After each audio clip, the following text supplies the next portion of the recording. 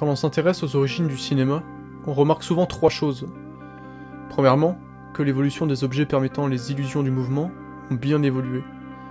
Deuxièmement, qu'il fallait quand même être un sacré génie pour créer la plupart de ces appareils. Puis troisièmement, que c'est en grande partie par l'intérêt porté aux animaux que le cinéma est né et qui rendra indissociable, plus tard, l'animal du cinéma.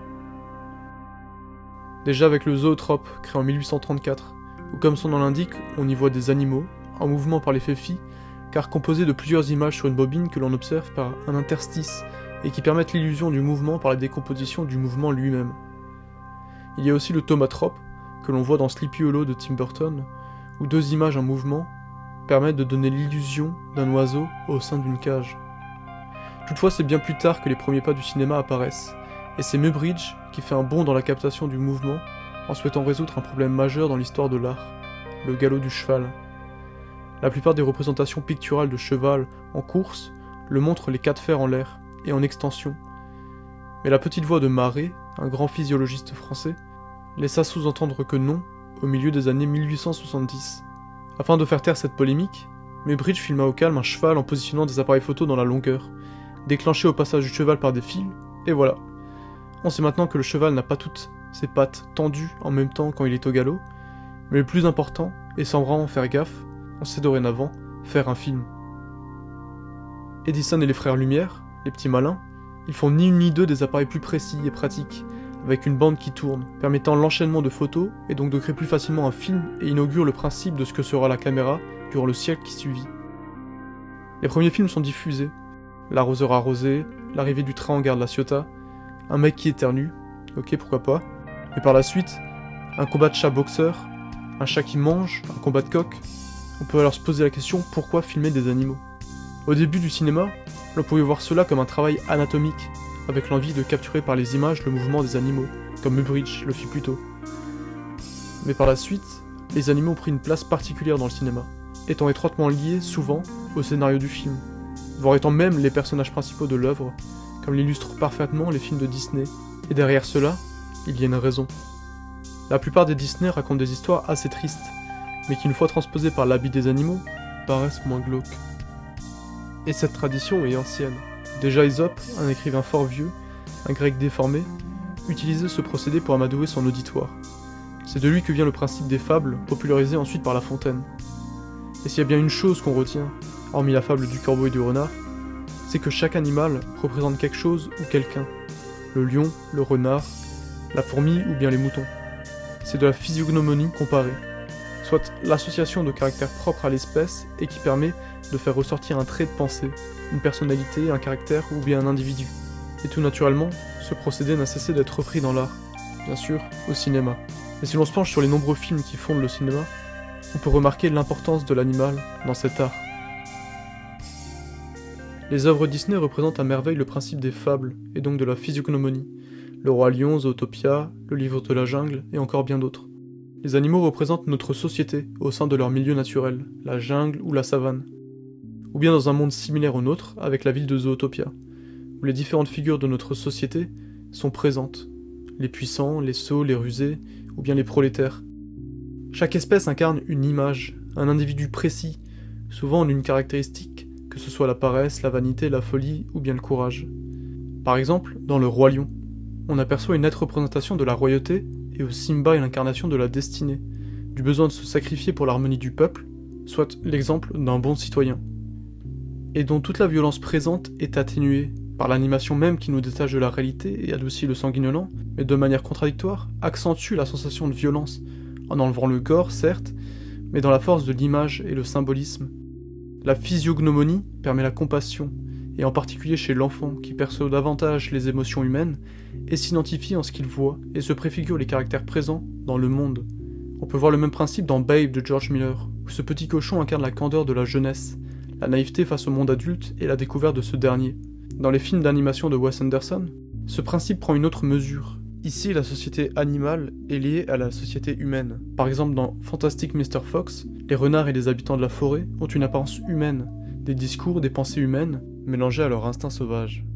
Ils sont dans une forme de cohabitation avec les humains, permettant de révéler les différents points de vue sociaux entre les deux espèces, dans une forme de lutte des classes et dans un hymne à la cohabitation. De même pour l'île aux chiens, où cette mini-société, à l'écart du monde humain, se dessine sous les traits humanoïdes. Et une fois confrontés à eux, par la magie de l'écriture, les animaux permettent de révéler les contours de la morale humaine, dans cette distanciation du spectateur qui aperçoit dans les films deux sociétés aux apparences humaines. Dans certains films, la présence de l'animal crée l'histoire, plutôt que de la déplacer. Par exemple, dans Sauver Willy, Jesse incarne cette démarche intuitive de l'enfant curieux de l'inconnu et du beau. Chose oubliée par les adultes, et dans sa lutte pour sauver Willy, il permet cette compréhension du monde et de la vérité aux personnages, et plus important encore, aux spectateurs, dans cette notion du respect de l'autre et de la nature. L'orque, non comme précédemment où l'histoire humaine se déroulait dans le monde animal, chamboule les destins et fait graviter le monde autour de lui. Nous pouvons observer une situation similaire dans un film souvent qualifié d'écologiste, car il prête attention aux besoins de la nature et aux destructions liées à l'homme. Ce film, c'est La Princesse Mononoke de Miyazaki. Le réalisateur, grand amoureux de la nature, créateur d'un bestiaire qui lui est propre, place non l'animal au sein de l'homme, mais bien le contraire. L'homme est au sein de la nature. Il est l'invité et donc celui qui doit se plier aux mœurs de ce monde. Le film permet dans un microcosme, celui d'une forêt au Japon, d'agrandir le propos sur la condition humaine et force l'humain à mieux se comprendre, comprendre ses conflits internes, et ainsi comprendre le monde qui l'entoure, soit la nature. Et c'est en cela que la physiognomonie est intéressante, car elle permet de prolonger l'humain, d'en faire une peinture par la comparaison, et non sans forcément créer un univers autour de l'animal. Prenons par exemple cette fameuse scène de nymphomaniaque de Lars von Trier. L'individu est ici représenté par un animal en particulier, le fauve, afin de le présenter comme un être sexuellement excitant et dominateur, et permet d'englober, en une image, en une analogie, l'idée que nous pouvons avoir de cet homme. L'animal fait donc plus que déplacer l'histoire humaine et de créer une distance pour permettre un regard extérieur, l'animal permet aussi, selon les pensées du réalisateur, de prolonger l'état de ses personnages, leur personnalité, leur esprit, et ainsi réfléchir sur eux.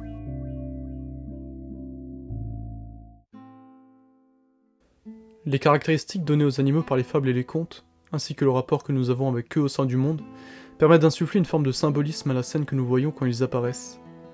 Tout l'art du réalisateur est de placer l'animal dans un contexte particulier, afin d'appuyer voire de développer les sentiments et les pensées présentes à l'image. Par exemple, comme souvent dans les films liés au pouvoir, à l'ascension sociale, la présence d'un félin dessine le portrait du personnage présent, ou en possession de ce dernier. Le tigre de Tony Montana, lors de son mariage, ponctue son apogée dans le cartel, ayant dompté l'indomptable, un fauve, et par extension, les mafieux en rage autour de lui. De même dans Casino de Scorsese, mais le félin peut aussi montrer la violence cachée comme dans Les Misérables de Latchley, où le petit lion, dans les mains du jeune homme, au-delà d'être une bêtise, préfigure la douceur du personnage capable de se transformer en une colère noire par instinct naturel de vengeance. Mais le félin peut aussi être la force douce, la ruse, incarnée par le chat présent souvent en boule sur les jambes d'un personnage en particulier, comme Don Corleone dans Le Parrain, et parfois, bien au contraire, le félin témoigne simplement de l'innocence du personnage, de sa candeur. Dans Dolce Vita par exemple, ou en Petit chaton dans les bras d'une starlette, témoigne de sa simplicité par rapport à la complexité de Rome et de ses habitants. Mais bien souvent, l'animal le plus présent au cinéma est naturellement le plus populaire, c'est le chien. Et comme souvent, il révèle l'état d'esprit du personnage ou sa situation, en particulier pour témoigner la solitude. Dans Dogman, je suis une légende, une vie de chien. Les canidés sont un soutien pour les personnages. Très souvent, les réalisateurs créent des dialogues entre les deux personnages, pour exacerber cette solitude déprimante, parfois jusqu'au suicide dans The Artist, où le petit chien dans les bras de Dujardin renforce la notion de solitude et de désespoir, d'un homme qui n'a que son chien comme dernier ami. Car oui, un chien est l'ami de l'homme. Et c'est pourquoi quand un chat ou un chien est maltraité dans un film, les notions de cruauté et de folie apparaissent tout de suite. Dans Detachment, où un collégien tabasse un chat pour le plaisir, de même dans Guillemot d'Harmony Korine, où les chats sont des cibles pour se défouler dans une Amérique profonde, et la folie liée à l'animal est un leitmotiv dans le cinéma. Par exemple la vache qui dans Vacace et la haine représente l'une la folie liée à l'âge, l'autre la folie par l'imagination ou les psychotropes. Mais les réalisateurs aiment présenter la folie avec des animaux qui ne sont pas vus, des spectateurs. Comme les chauves-souris dans Las Vegas Parano, qui encerclent la voiture, ou en tout cas l'esprit de Johnny Depp, ou bien le bruit du tigre dans Apocalypse Now, qui plonge définitivement le groupe dans la folie insensée de la guerre. Ce procédé est fort, car le son, bien plus que l'image, laisse place à l'interprétation et à l'imagination, et permet de symboliser la scène de manière intense, pour la folie certes, mais aussi pour la douleur, dans Hunger, où le cri des oiseaux permet d'exprimer avec force la souffrance de Raymond Lohan, en pleine grève de la faim. L'animal prolonge ainsi les personnages, comme des reflets d'eux-mêmes, mais intensifie aussi les scènes par leur symbolisme et les notions que l'animal apporte rien que par sa présence ou son cri.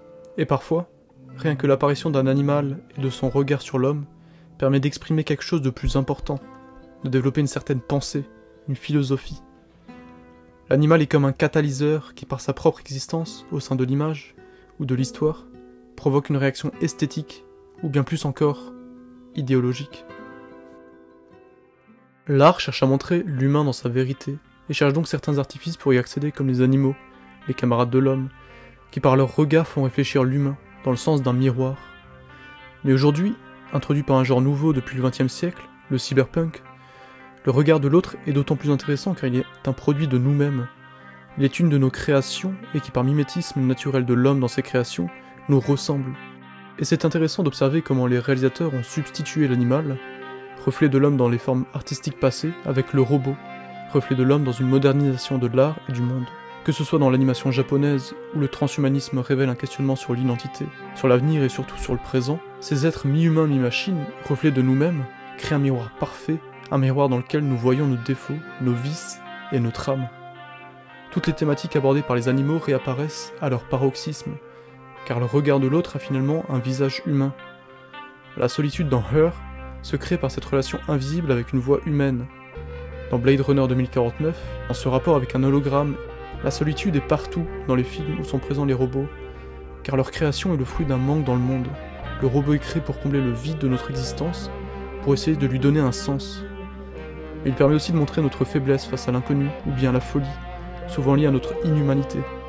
Perdu soit par des péchés, par l'abandon de vivre, et comme le montre Avalon, le film de Mamoru Oshii, où tous les humains sont aspirés par un jeu vidéo dont le niveau final est une représentation de notre propre monde, tout cela révèle notre oubli de la beauté, de l'existence et du monde. S'ils ne ressentent pas les mêmes choses que nous, alors pourquoi nous nous voyons en eux? L'homme n'a de cesse chercher à trouver un appui pour comprendre son existence. Pourquoi cherchons-nous de la vie dans l'univers, si ce n'est dans le but de ne pas se sentir seul dans ce poids terrible de l'existence? Et l'art, tout au long de son histoire, épaule l'homme dans sa malédiction par ces êtres qui nous ressemblent et nous pousse à nous élever face à notre condition de mortel. Le regard de l'autre permet un regard sur soi, et ce regard permet de nous rendre conscience de ce qu'on est, et ainsi nous pousse à jouir de la vie, à aimer le souffle du vent, à aimer l'amour de l'autre, à aimer notre abandon au sein du monde. L'animal et le robot sont les fruits de nos questions, et tout naturellement de nos réponses.